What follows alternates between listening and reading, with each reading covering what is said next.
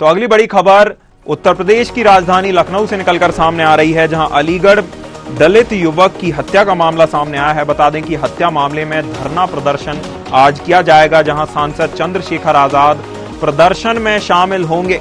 आपको बता दें कि हजारों की संख्या में कार्यकर्ता इसमें शामिल होंगे, जहां आजाद समाज पार्टी भीम आर्मी का यह धरना प्रदर्शन है। अलीगढ़ के अंबेडकर पार्क में धरना प्रदर्शन चल रहा है। हत्या के आरोपियों को सजा दिलाने के लिए धरना प्रदर्शन किया जा रहा है। बड़ी खबर, बड़ी जानकारी लखनऊ से निकलकर सामने आ रही है, जहां अलीगढ़ में दलित युवक की हत्या के मामले को लेकर अब भीम आर्मी मैदान में आ गई है। धरना प्रदर्शन आज करेगी, जहां सांसद चंद्रशेखर आजाद प्रदर्शन में शामिल होंगे। हजारों की संख्या में पार्टी कार्यकर्ता इसमें शामिल होंगे। आजाद समाज पार्टी भीम आर्मी का यह धरना है। अलीगढ़ के अंबेडकर पार्क में धरना प्रदर्शन चल रहा है। हत्या के आरोपियों को सजा दिलाने के लिए धरना प्रदर्शन किया जा रहा है। खबर पर ज्यादा जानकारी के लिए प्रशांत राव हमारे साथ जुड़े हुए हैं। प्रशांत, अलीगढ़ में दलित युवक की हत्या कर दी गई थी, जिसको लेकर अब धरना प्रदर्शन किया जा रहा है। भीम आर्मी मैदान में आ गई है।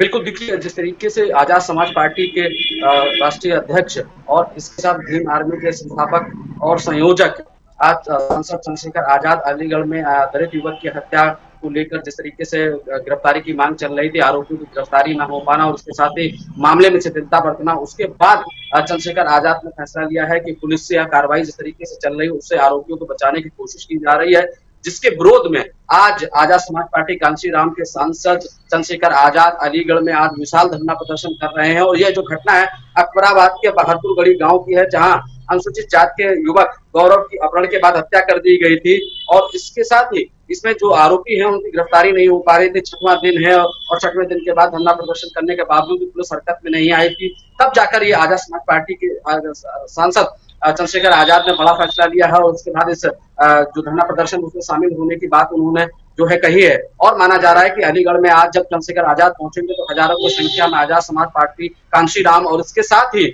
भीम आर्मी के हजारों कार्यकर्ता इस आज धरना प्रदर्शन में शामिल होंगे। निश्चित तौर से 10 बजे का कार्यक्रम है और थोड़ी देर में वहां पर भारी संख्या में भीड़ पहुंच जाएगी। यह धरना प्रदर्शन जो है पुलिसिया कार्रवाई को लेकर है कि जिस तरीके से नामजद जो आरोपी हैं उनकी गिरफ्तारी न होना और परिवार को सुरक्षा प्रदान न किए जाने को लेकर यह धरना प्रदर्शन किया जा रहा है।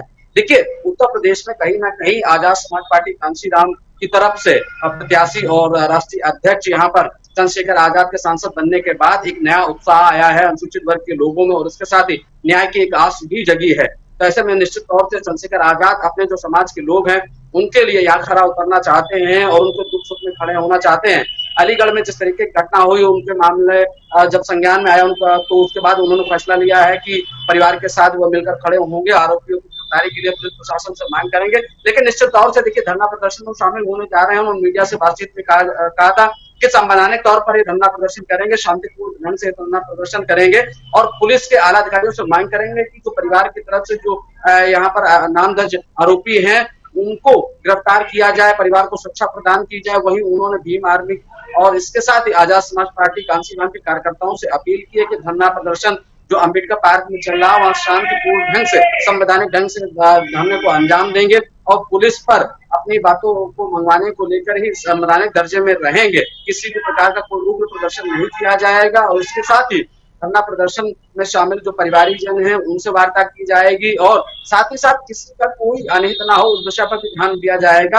आमजन को कोई परेशानी ना हो उस पर भी जो है पार्टी के और जो भीम आर्मी का कार्यकर्ता है उनको ध्यान रखना होगा। निश्चित तौर से जब आज अलीगढ़ आजाद संघ पहुंचेंगे तो वहाँ हजारों की भीड़ होगी और इसके साथ ही और वहाँ न्याय की जो प्रक्रिया की मांग की जा रही है उसमें पुलिस को लेकर भी भारी भरकम वहां परेशानी झेलनी पड़ सकती है, क्योंकि पुलिस अभी जिस तरीके से मामले को दबाने की कोशिश कर रही थी, शांत करने की कोशिश कर रही थी, लेकिन आजाद चंद्रशेखर के पहुंचने के बाद वहां एक नया माहौल होगा। और जिस तरीके से चंद्रशेखर आजाद लगातार न्याय की लड़ाई लड़ते आ रहे हैं और उसी का फलसफा उन्हें मिला है कि वो नगीना सीट से वहां सांसद चुने गए हैं और सभी विधानसभा सीटों में उन्होंने अपनी जीत हासिल की थी। तो निश्चित तौर से देखिए जनता का प्यार था, इसीलिए वो सांसद चुने गए, इसीलिए वो जनता का प्यार कायम रखना चाहते हैं और साथ ही साथ समाज के दुख सुख में खड़े होने को लेकर उनकी ये बड़ी रणनीति भी है। और आज अलीगढ़ में जो प्रदर्शन हो रहा है उससे उत्तर प्रदेश में एक तरीके से कहा जाए कि आजाद समाज पार्टी कांसीराम आज से हुंकार करने वाली है कि अब यहाँ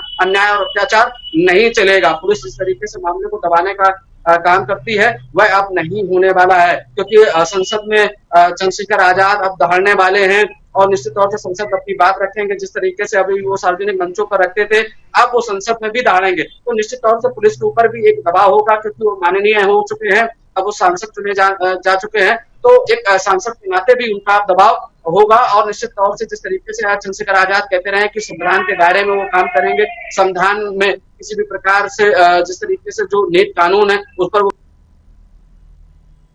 चाहे वो सांसद हो या आम कार्यकर्ता रहे, लेकिन वो रहेंगे संविधान के दायरे में। और वहाँ जो धरना प्रदर्शन में शामिल हो रहे हैं उसमें भी उनकी अपील है कि संविधान के दायरे में रह के ही लोग वहाँ प्रदर्शन में शामिल हो और परिवार के लोगों को न्याय मिले, ऐसा काम वहाँ किया जाए। जी प्रशांत, एक और उत्तर प्रदेश की योगी सरकार अपने लॉ एंड ऑर्डर को लेकर जानी जाती है, दूसरी ओर उन्हीं की पुलिस कहां नाकाम साबित हो रही है इस प्रकार के हत्याकांड के बाद आरोपियों को पकड़ने में।